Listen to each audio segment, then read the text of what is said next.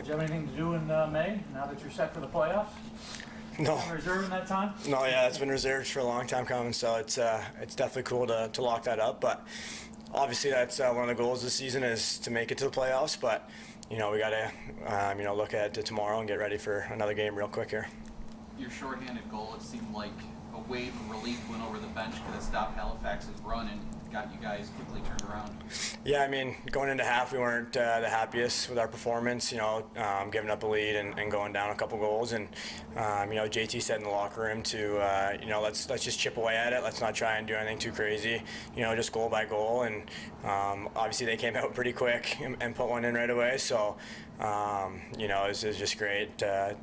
OC and I kind of saw an opportunity, a slow change and a loose ball, and OC made the decision to give it up. Him and I usually find a way to get up there together 2-on-1, and I went short side the first one, so figured I'd go back to the well and go back there. Must be awfully happy about how the team responded to that the first half when they closed so hard, and you wind up 3 goals down, and it was like whoosh. Okay, we're not taking any more of this. Yeah, definitely. This season we've been fortunate enough to not face a ton of adversity, but with that comes when we do face it, we got to face it head on and see what we're made of, and like I said, face it head on. So I'm definitely proud of the guys and the team for locking down and going out there in the second half and just going shift by shift and coming out with a win.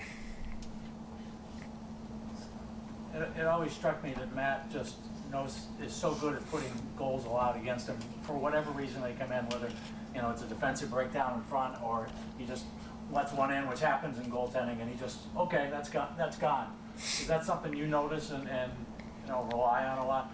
Definitely, yeah. If you see anytime we get scored on, there's 2, 3, 4 of us, getting together in the crease and just picking his brain, seeing what we saw. We're all looking up at the replays, just trying to, relay messages back to the bench to fix on whatever just happened. And, he's one of the best goalies to ever play. And, having him back there and being able to rely on him and his wisdom and experience, he's our backbone, and we're very fortunate to have him back there. The season before leading into the pandemic ended with a loss to this team. It was a heartbreaker. It gave 3 goals in the last 2 minutes. How much was that in the back of the guys that were here back then? Was it in the back of your minds, that loss, and having to stew on that loss for almost 2 years? Yeah, definitely a little bit.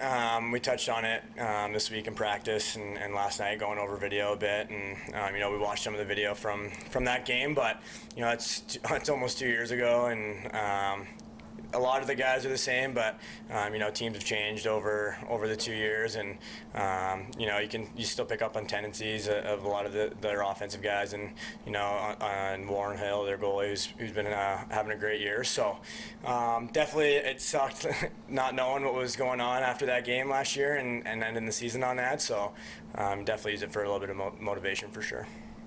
I don't know how much experience you have in back-to-back games, especially in 2 different cities that are how many miles apart, 500 or whatever it is. Yeah. Do you have to do anything special in terms of rest or?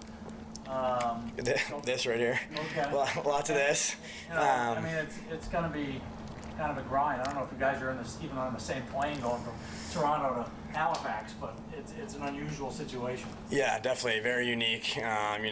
Something that we're not used to. It's usually one game a week. So, like I said, lots of fluids. I think a bunch of guys are heading over to the local cryotherapy here and jumping in there and getting cold quick before we got across the border. And then just trying to stay as loose as possible. Obviously, it's like a 3-4 hour flight out there, and we're getting in pretty late, and it's a quick turnaround. So, just getting what we have to do, fluids, food into us, staying loose. And I think what we're most excited about is just being together. This is our second flight of the year, and we got 4. This is going into game 2 of 4 in 8 days. So just a lot of time together with the guys and getting to bond and take those flights and just continue to build on the locker room chemistry we already have.